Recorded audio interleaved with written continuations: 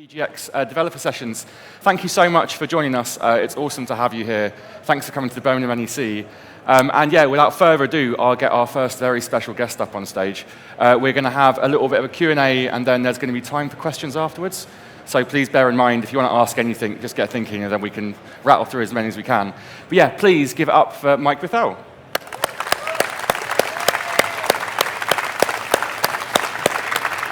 Thank you. Hello. Oh. How are you? I'm good. I'm washing down energy drinks. Yeah, I'm underwater now. He had some of the energy drink which has been served outside, which I probably shouldn't say anything bad about. But they're an exciting and wonderful sponsor, I think, is the official line. They're great. It's for gamers. You're a braver man than me. I'm feeling the effect of that bravery now. It's good. No, it's cool. How are you finding the show so far? I'm loving it. I've only been here for, I arrived kind of 4 p.m. yesterday. But yeah, no, it's awesome. There's just so many blooming indie games. That's the thing I love, is it seems every year, AAA kind of stays the same size and the show keeps getting bigger, and it's just walls and walls of indie stuff. And obviously we've got the mega booth now coming over, and you've still got the left field, which is, if you've not been to the left field, go there. It's where all the super cool, weird new stuff is. And then, just a bunch of other games kind of spilling out. It's exciting to be someone who makes games in that space, because it seems that there's a lot of very interesting people making interesting stuff. Yeah, I had a look over there, and there's some really nice. It's nice to be surprised still. Yeah, basically. yeah, there's some games which took me by surprise, and I didn't even know about, which were really awesome to go and see. Yeah, no, it's cool. Keep going around the show you're already at. Yeah. Obviously, talking about indie games, you're kind of a very visible indie yourself. That's a very polite way of saying I talk too much on Twitter. I like that. And yeah, we're kind of here to talk about your experiences as an indie. So first of all, when did you go indie for? It was about 4 or 5 years ago, wasn't it? No. So I was incredibly not brave. the opposite of brave, a coward. I worked at a studio called Bossa, who are now weirdly very well known for Surgeon Simulator, I Am Bread, which they made after I left. Me leaving the company was the best thing that ever happened to them. I got really successful the exact moment I left. So while I was working there, I made a game called Thomas Was Alone, which is the kind of rectangle-y, pretentious thing, and that kind of did well. Took a little while to do well. It was kind of a build-up, but at the point where that kind of... Basically, it was the point where I had a year's salary in the bank. I thought, well, maybe I'll go and try and do this properly. Instead of pretending to be an indie on Twitter, I'll actually go and do it. So, and then, made Volume over the last 2.5 years. Was it a hard decision to go indie back then, leaving the kind of security of a studio? It was... Like I say, I was a coward, right? I waited until I had the money to do it, and that was definitely, that made it less scary. But also, I guess it's tough to leave that. But frankly, the reality of the games industry is that you've never really got amazing security anyway. We see it all the time. Companies make a game, have to lay off a bunch of their staff because it doesn't sell as well, or just because they're moving on to a different project. So I never really felt super secure anyway. So it's kind of made sense. And also there's the thing in me where I was like, I have to try this. I've managed to be this lucky, so let's try and keep being lucky, and let's see what I can do with that opportunity. It seemed unfair to just waste that chance. So I had to do it. What was the indie scene like back then that you kind of found yourself in? There were less of us. Yeah. That was definitely the case. It was. I mean, it's the same kind of thing in terms of the people. Lots of different kinds of people making lots of weird, interesting stuff. I think back then, I always describe myself as I'm a Transformers nerd. So I'm G2 indie. I'm hot. I'm Rodimus Prime era indie, because you had Indie Game the Movie, which was obviously all the original kind of superstar indies that everyone's heard the names of. And then a bunch of us saw that movie and went, I could do that. So we all tried to do that. And then I think we're that kind of second generation. Generations move very quickly because computers. So we kind of came in and did our thing, and that was cool. And I think what's happening now is when you walk around and chat to the indies they're people who saw the games that kind of that raft of people made. You see a lot of Lambert fans, a lot of Hotline Miami fans, the games that came out in kind of 2012, 2013. and that's cool. And it just feels like it just keeps scaling up because I guess more people are exposed to these games, and rightly more and more people realize that you can do this. Like this is not a magic trick. There is, it's tough to make a video game, but it is achievable. And I think more and more people are starting to get that and start playing with it. How does it kind of feel different now, the indie scene, to how it was back then?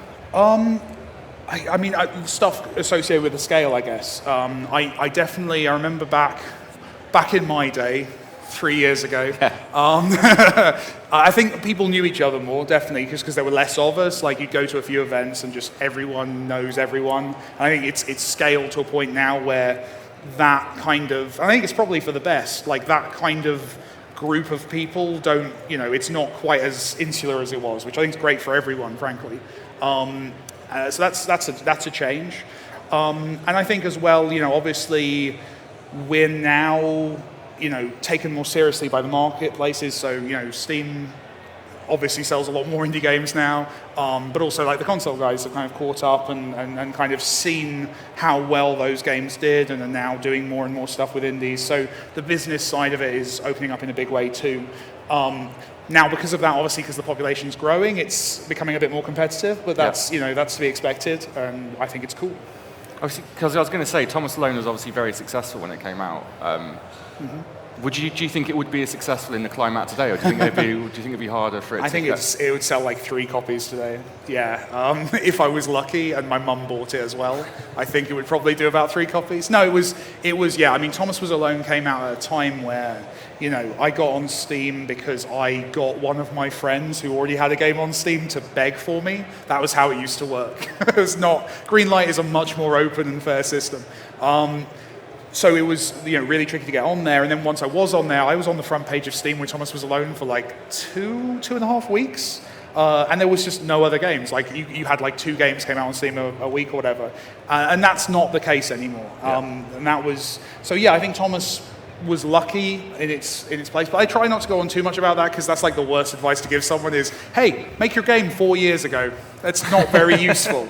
But I think it's just more competitive. The reality, though, I genuinely believe, even though more people are making games, I think what's happening is because Steam has opened up so much, those games were being made in 2012. They just couldn't get they couldn't get on Steam. They were all out there in the wild and weren't finding any audience. And I think now what we're seeing all those games that would have just disappeared are at least getting a chance on Steam now. So even though it's all scaling up, it's still tough. It's a really hard industry, but games have always been that way. It's very easy when you look back at the history of, you look back at, say, the big indie hits of 2012, and you go, oh man, yeah, it was Hotline Miami. Maybe Thomas Was Alone's on that list towards the bottom, and a bunch of other games. Like, yeah, loads of really successful indies happened in 2012. Everyone was successful in 2012, and you're like, no, hundreds of games came out, but no one remembers. And that's, unfortunately, it's always been a hit-driven business, in the same way as most entertainment kind of products are. So yeah, it's tough, but I don't think it's a nightmare. But then I'm in a very weird position now where, because people know me from Thomas Was Alone, I get a lot of free opportunities that other people don't. So I'm also very cautious about going, hey, everything's fine, because obviously I'm in a very privileged position that I have that access. Is discoverability like a problem, and how would you kind of get around it? I think discoverability has always been a problem. I think the problem's now moved onto Steam, so everything's on Steam. But now, because everything's on Steam, that's the problem. I don't think there's a magic solution, and you see games that do everything right and don't do very well. So I don't think. Again, I don't think there's a specific kind of magic approach. I think a lot of it's luck. I still think that, even though people on Twitter yell at me whenever I say that, it's definitely all about luck. And I think as well, it's about doing things like this, coming to events, showing stuff. Increasingly, obviously, it's about getting stuff in front of big YouTubers, getting big streamers to play your game. It's all that stuff. But even that, that feels like that advice is a little bit out of date now. It feels like if you look at kind of the YouTubers, they're not converting as well as they used to. So it feels like there might be something else about to come up that's going to have a big effect. And I don't know what that is yet. That's the other point is, any advice from anyone who released a game more than 3 to 6 months ago becomes less useful because things move so quickly. And especially even though Volume came out a month and a half ago now, like even there, yes, it's recent, but I got to release it and put from the creator of Thomas Was Alone on it, and that got me reviews and access that is not available to people who are making their first game. So I'm caveating everything. I'm just incredibly aware that it may at first appear, and I want to kind of always explain that. But I guess that's what's exciting about the industry we work in, though, because everything changes. We're talking about 2012 like it's the 80s. Exactly, right? Back in those days, yeah. Yeah, I'm a dinosaur, and that's cool. That's really cool. And I see people kind of making games now that I wouldn't have dreamt would have the success they do, based on what experience I have, and just it's amazing. It's exciting because you see genres like jump up in like the space of a month or two. Right now, it's strategy games on Steam that are just doing massively well, and it's exciting because you kind of look at it and you realize that all these people, much like me with Thomas Was Alone, were just making the game they wanted to make. But because they got lucky at the exact moment that that's what the audience were into, boom, their vanity project becomes a mega hit, which is incredibly cool. What's less cool is all the people now who are looking at strategy games going, strategy games sell, and then we'll get 1 million of them in like 2 years, and that won't go so well. But right now, that's exciting, and I think that's cool. Is kind of honestly just people making stuff they want to make, and if you catch that wave, it's awesome. Yeah, it's kind of weird, like you said, about the strategy games thing as well, because obviously when something becomes big, then you get so many people jumping in, like the MOBA thing, where everyone wanted to make a MOBA, and now all of a sudden that doesn't seem like such a good idea. Yeah, or first-person horror games is the one that's really, I watch a lot of Jim Sterling videos, and it just seems to be like 90% that now. It's tough, but it's still possible. You can still be in a super populated genre or an unpopular genre if you're good enough. If you make a game that really resonates, and as well, we need to always remember as indies that because our games are so much cheaper to make than our kind of AAA friends, we don't need to hit the crazy numbers necessarily. We can do really well at targeting a very specific niche and keep making games, which is always the dream. Who out there is kind of doing it right? Who do you kind of look to say who's doing it right? I love. I mean, obviously Vlambeer. I love those guys, but they're like me. They're old. They don't matter.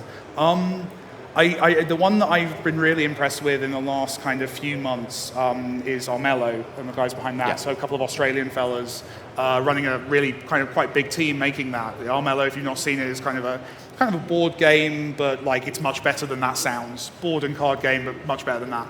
And it's got beautiful artwork and it plays really well. And they're tempting across a lot of players who maybe wouldn't want to play that kind of game.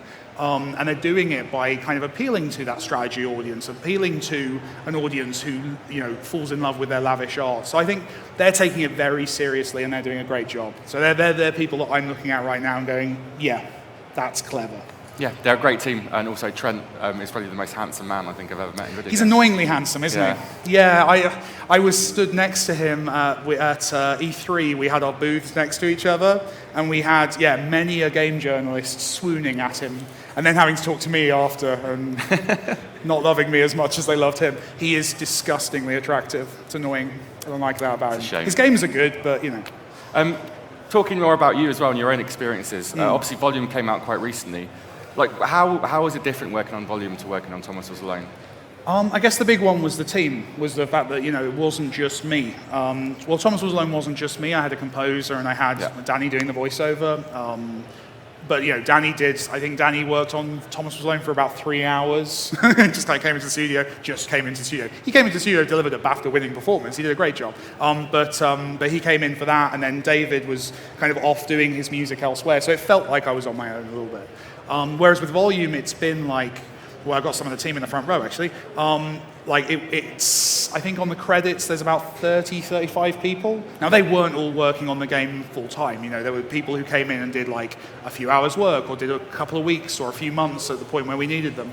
But there was always, at any given day with Volume, there were 3 or 4 people working on it, and that was exciting, and that became a big part of my day. I spent like half of my days on Volume just kind of getting something from over here and then forgetting it to email to Daz for like 2 days and then remembering to do that and doing all this stuff and kind of balancing out stuff. So that was the big shift, was kind of making something, because if you're going to make something as ambitious as Volume, you need all of that amazing talent from all those different people. And that was weird. That was but exciting. And I think because I'd worked in kind of industry before that as a manager, I had some experience of how to do it, but it's still like learning every day how to like do a better job of doing that stuff. Is it more fun that way, or is it more fun because Thomas Alone? Not that I always imagine Thomas Alone kind of made by yourself in your pants. Maybe you did do that. I'm not sure. I don't know. This is the first time I've worn trousers in weeks. No, I'm joking. I need to say that's a joke. I apologize. Sorry for that mental image, everyone. I apologize. Yeah, I mean, Thomas Was Alone was like me in my crappy old studio apartment in London. Coding. I didn't have a desk, so I put my PC on top of an upturned bookshelf and had no chair, so I had like a box or something I sat on. So that was like proper, like, just get it done. Whereas this one, there's been more, because Thomas Was Alone did well, we had the resources to do a proper job.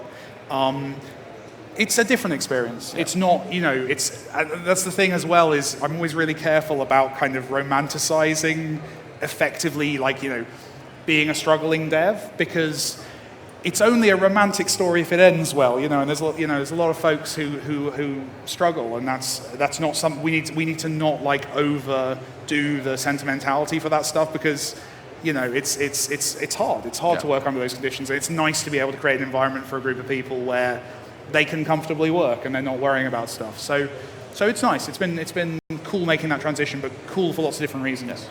Before we move on to questions from the audience, sure. What next for you? Volume. I know Volume's only out not that long ago. I respect you for asking. I'm not going to tell you. Honestly, like, it's a bunch of things, because I think that was the big thing. Volume did really well, and as a dev, you always kind of, I don't know if this is everyone, but I always assume everything I make is going to fail massively. Yeah. So when it doesn't, that's kind of something you have to react to and go, okay. So we're kind of in that stage right now where we have. We have a lot of other games that me or other people on the team want to make. We also, have publishers now suddenly kind of want to talk to us about things, and platform holders and all kinds of stuff. So we're kind of deciding which one of those things to do. We've got a little project we're working on now, just like so we keep working. But then I don't know what the next big thing is. I don't know. Are you going to stay like the same kind of same size of team and everything? I honestly, I don't know. The way we worked, it's not like, we don't have literally like a big studio somewhere with a bunch of people. It's more like film or TV, where we put together the team we needed for that project. And to be honest, most of those people outside of the kind of the core group are now working on a bunch of different things anyway. They've gone on to the next game. So we're in a position now where we can choose, really, like, depending on what game we want to make or what game we can make, we can kind of scale up or keep it small. I want to make something a little bit smaller, just as a break, to be honest, get something out like faster than 2.5 years. But then after that, I think we'll probably do something bigger. I'm not sure. Cool. I don't know. Look forward to finding out. Mm-hmm. So we do have time for questions. There's a microphone just over there. If you want to jump in and queue, form a nice orderly queue by the microphone there. And we'll get through as many as we can. What I like about this process is you see the people put their hands up, and then they realize they have to walk over, and they're like, I don't need to know that much. Like, I don't care that much about the answer to my question. These seats are too comfortable. It's cool. Our first question. Hello. Hello. Thank you for answering my question on Twitter so quickly this morning. What was the question? It was, will you answer my question? Good job. So I've got two questions. One's a very serious question that's a bit specific for me. Can I catch you at the end? Yeah, ask that one later if you want to ask the other one. Yep. And the silly one is, Thomas Was Alone was 2D, Volume is 3D. Is the next game going to be 4D? Well, I mean, the fourth dimension is time, right? So spatially. Spatially. Oh, you want four spatial? Yes, please. I forget the name of the word. What's it called? Hypervolume? Hypervolume. Something like that? No. That sounds like it would require much better understanding of physics and geometry than I possess. So you've got time to learn. I have got time to learn. Thank you very much. Thank you. Hello. You always ask good questions. You do. Yeah. Right, obviously, this year the focus has been, I think, a lot of VR has come in this year. Mm-hmm. And I know you just said you're going to work on a small project, but you have been playing with the Oculus Dev Kit. I play with a lot of things. Do you think that's a bad sentence? I apologise. Do you think it's a viable direction for indie developers to start developing for VR because of sort of the tech involved and take up by users? Do you think as an indie developer it's financially viable? Is it more risky to develop for VR if you're indie than a AAA? I mean, the first thing to say is VR is awesome. Like, and I think that's what most nerdy game devs who try some of this stuff. And yeah, I do have all of them, and I love them all. They're amazing, and it's very easy as a nerd to kind of want to make stuff. But you're absolutely right to point out, we've not sold one of these to a gamer yet. We've got them, we've got dev kits. Dev kits have been sold to devs in some cases or given away. We don't know yet, as game developers, if all of you actually want VR. We see you queuing at events, but are you going to spend the money? You know, are you going to get into it? You might buy VR, but are you going to buy 5 games for your VR? You know, these questions we don't know the answers to. So it's risky, as you say. But potentially the payoff is amazing. You know, it's a very high-risk thing to do, but if you actually pull it off, then as a game designer, it's exciting on an ego level because you're the person who worked out how to solve problem X. On a business level, you know, you can be right there at the start with something massive. So it is risky. The other thing I'd say is, you know, a lot of the people who are making the VR equipment are putting money into projects and supporting projects because obviously they need stuff on day one. So that's an opportunity as well. But yeah, it excites me. I'm very into VR, but it's definitely risky, yeah. Which one's your favourite? There's no way I'm answering that. No worries. Thanks a lot. I'll tell you later. Hiya. Hello. What advice would you give an unknown developer with a finished indie project? Like, how could they get their game out there? So you're a non-developer? No, an unknown. Unknown developer. I was like, that's impressive that you made a game and you can't code. That's cool. Honestly, it's really tough. It's really tough out there. It's really tough to be seen. If I were you, the best advice I would give you is to not get advice from me. It would be to go and find other people who were unknown a few months ago and are now megastars. For a few reasons. One, because obviously they'll have gone through the process recently, so their advice will be really fresh and good. And also, like, they'll be a bit proud of themselves, so they'll want to show off a little bit about how they did it, and you can kind of use that to your advantage and learn how to do things.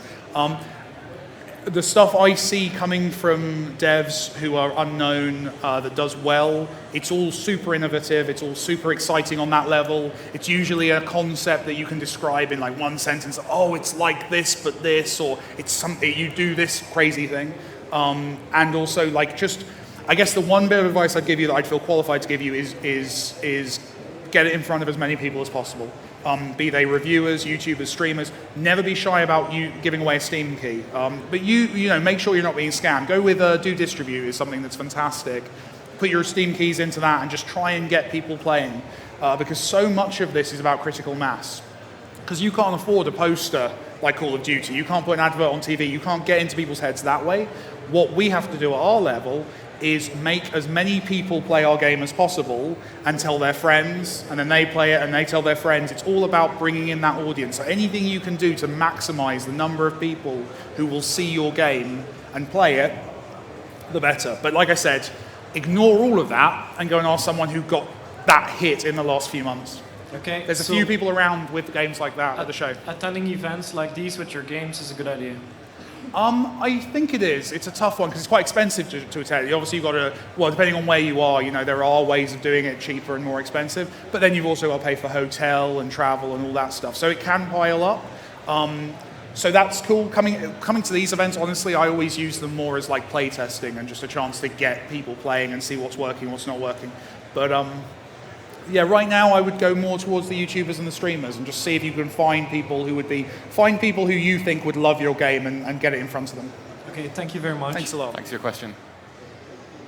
Hi. Hello. First of all, huge congratulations on volume. Oh, thank you.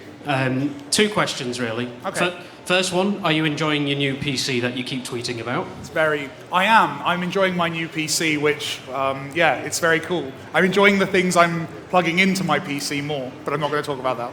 Okay. It's very cool, though. It's orange. Yeah. Sorry, carry on. I'm excited. It is really orange, like extremely orange. Okay. My main question really is, you've talked a little bit about how, with Volume, obviously you had a big collaboration sort of with Sony. You did a lot of work with them in promoting Volume, working on PlayStation. Do you think with Sony and ID at Xbox, there's a bigger potential for first-time indies to get into the console market, or has it still got to go through sort of PC and mobile? I think it's a weird one. It's a very good question. I think console right now is less populated. It's still pretty populated. Weirdly, the week after Volume came out, there were like 20 games came out. Volume was quite quiet, which was nice, but like it's much less populated than Steam, say. So you've got more chance of being seen. And if you make something that the platform owner gets excited about, then they will promote it and do that stuff. But it's harder, making a console game. I mean, even though technically, a PlayStation 4 and a PC, they're sort of the same in terms of how they work. And if you're using Unity or Game Maker, it's very easy to bring stuff across. But more than the technical problems and realities are things like TRCs, the requirements of the platform, the things that you have to do on that platform to ensure that someone who really doesn't, care about reinstalling can get it on, that there's never a crash, that the button logos are always the right size and the exact same color. That stuff piles up, and that's lots of jobs. So there's a lot of extra things to leap through in the console world. It's definitely easier to release a PC game. But yeah, I think it's whatever you think suits the game more, and just get chatting to those platform holders. They're much more accessible than ever. You can tweet at Shahid at Sony or Chris Charler at Xbox and actually have a conversation with them about your game and see if you can get them excited. Because if you can, what they have access to is this enormous ability to kind of promote something. So we got to show Volume on stage at Gamescom. Stuff like that is the kind of thing that happens when you have those relationships. And there isn't really an equivalent on PC. Valve don't do a press conference at E3, right? So it's something. There's opportunities on both sides. It's a really tough question, but as with all these things, just make the decision that feels right for you and your game. Thanks. No worries.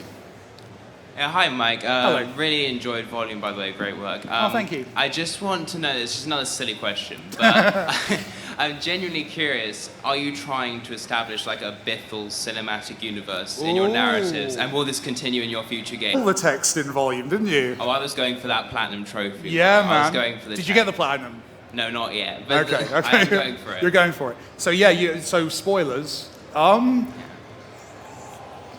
There are, as you know, there are links between Thomas Was Alone and Volume. The honest answer is, I don't know yet. It depends really what we do next and whether it fits. I'm not going to shoehorn it in. It would be awful if I took a massive universe and then tried to make that work in every genre and across multiple platforms. I'd hate to do something like that. But yeah, it's cool that you picked up on that stuff. And there's certainly stuff in there for Thomas Was Alone fans in Volume. I don't know is the honest answer.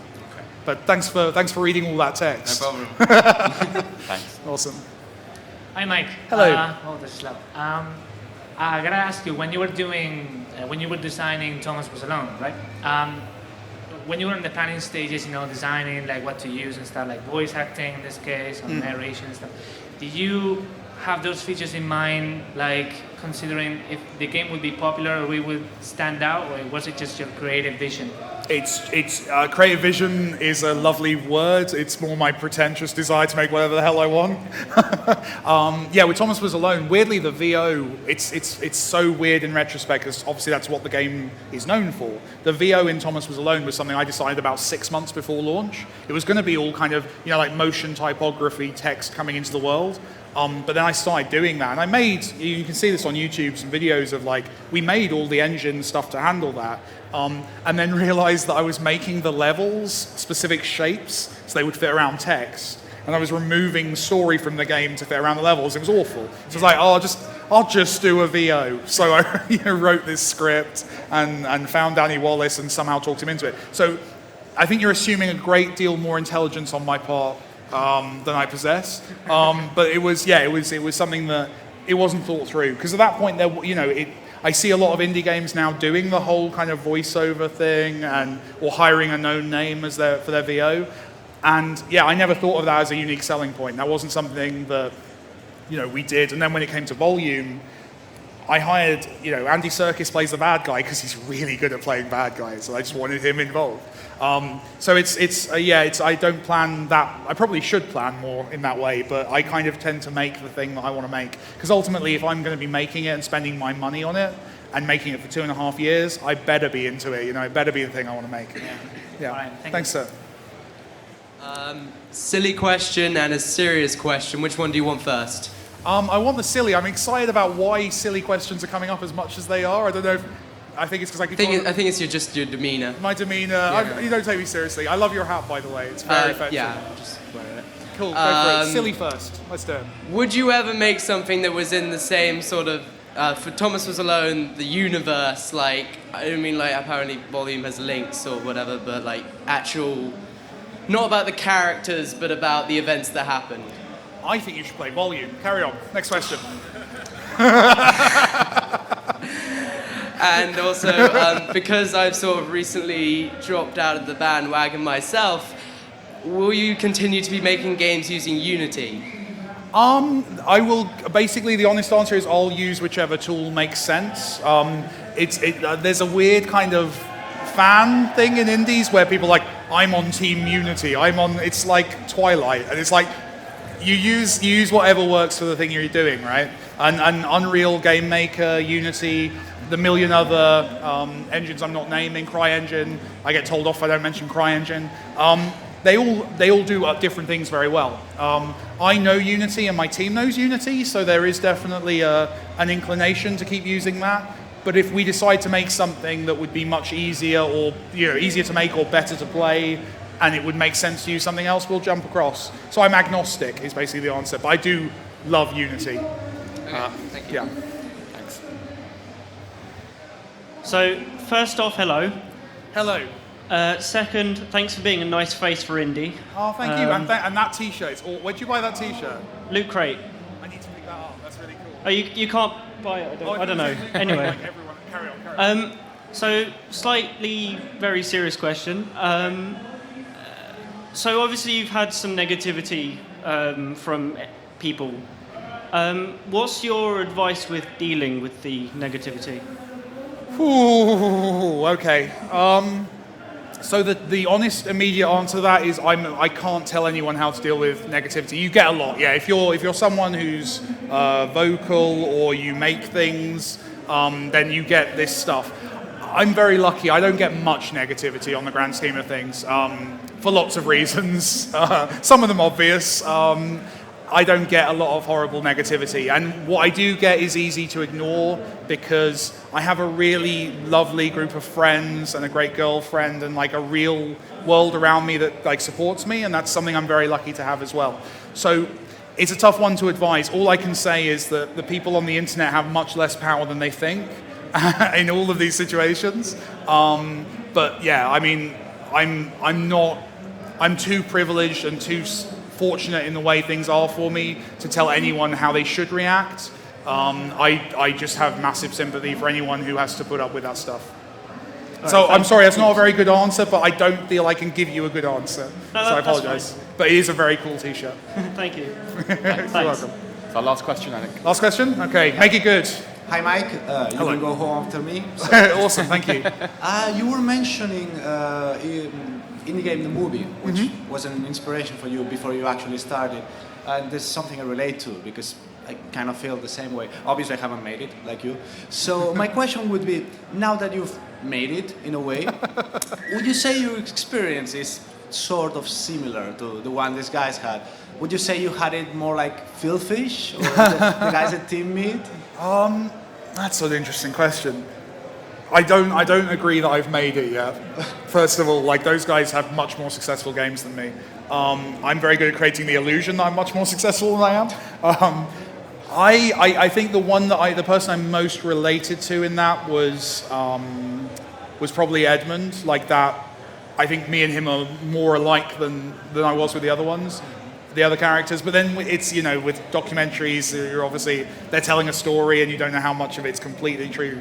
But yeah, it definitely rings true. It definitely rings true, but it's funny, man. It's a weird world. And when you have these conversations, when you hang out with these people, and you hang out with people who've been through this process, it's just very strange how it affects different people. And honestly, most of the time, most people have had a really stressful experience, because it's a really weird having like something that you made be popular, that people know who you are or what it was, is weirdly traumatic. And the weird thing is, you can't complain about it, because obviously, who wants to? Oh, boo-hoo! I'm successful. Oh. Like it's very strange. It's a tumultuous experience. I'll put it that way. But it's nice as well, and it means that I now get to make whatever I want going forward. So that's awesome. But yeah, it's a weird group of people. Okay, thanks a lot. Cheers. Cool. Thanks for your question, and thanks everybody for your amazing questions. Yeah, they were it's great. Been really, really good. Quick thing. Next up here, we've got ATA in 20 minutes. I'm not Which sure looks great. I went and... Did I pronounce that right? Say again? ATA. I've only seen it as it's EIT. EITR, I think. Yeah, it's really good. Well, in 20 minutes, we're going to find out how to pronounce it, because they're going to be here to show. There you go. But yeah, thanks for coming, and please a big round of applause for Mike Bithell.